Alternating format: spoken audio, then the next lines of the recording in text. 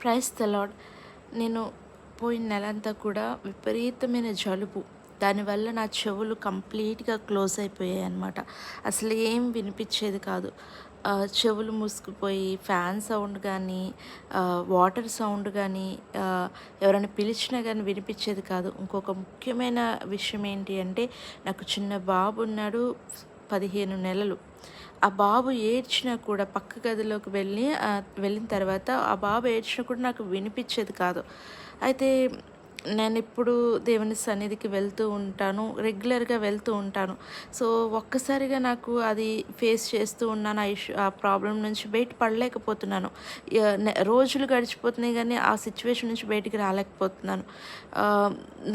నాకైతే ఆవిరి పడుతున్నాను. జలుబు పోయిద్దేమోనని ఆవిరి పడుతున్నాను. టాబ్లెట్స్ యూజ్ చేశాను. ఇదంతా జరుగుతూ ఉంది గానీ, ప్రాబ్లమ్ అయితే రిజాల్వ్ కావట్లేదు. నాకైతే దేవుని మీద చాలా కోపమొచ్చింది. చాలా కోపమొచ్చింది అంటే, ఒక తండ్రి మీద బిడ్డ ఎలా అలుగుతుందో అలా ఒక అలకొచ్చిందనమాట. ప్రభువా, నేను నీ సన్నిధి క్రమం తప్పకుండా వస్తాను కదా, మానకుండా వస్తాను కదా, నా బిడ్డను కూడా తీసుకొని వస్తాను కదా, మా బాబుకి కూడా బాలేదు, జ్వరము, జలుబు అనమాట.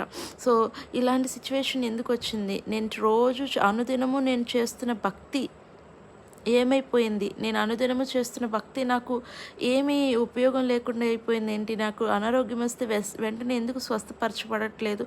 ఎందుకు ఇంత బాధ అని చెప్పి దేవుని మీద ఒక ఆయాసం వచ్చినప్పుడు నేను దిగులు పడుతూ ఉన్నాను. కానీ దేవుని సన్నిధి మాత్రం మానలేదు. అలాగ అనుకుంటూ ఒకరోజు సన్నిధిలోకి వెళ్ళి కూర్చున్నప్పుడు మైక్‌లో మాట్లాడుతున్నారు కాబట్టి నాకు వినిపించింది. ఆ రోజు వాక్యం దేవుడు నాతో ఏం మాట్లాడారంటే, ఐగుప్తు జనం కూడా దేవుడు మేలు చేసినప్పుడు చక్కగా ఆహారం ఇచ్చినప్పుడు తిన్నారు, తాగారు, అంతా అయిపోయింది.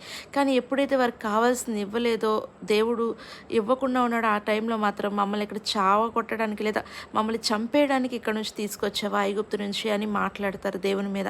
అప్పుడు నాకు అనిపించింది, నిజమే కదా, దేవుడు నాకు చేసిన మేలన్నీ మర్చిపోయి నేను కూడా ఈ ఐగుప్తు జనాంగం, ఇజ్రాయేల్ జనాంగం లాగా ఇలా మాట్లాడుతున్నానేంటి అనిపించింది.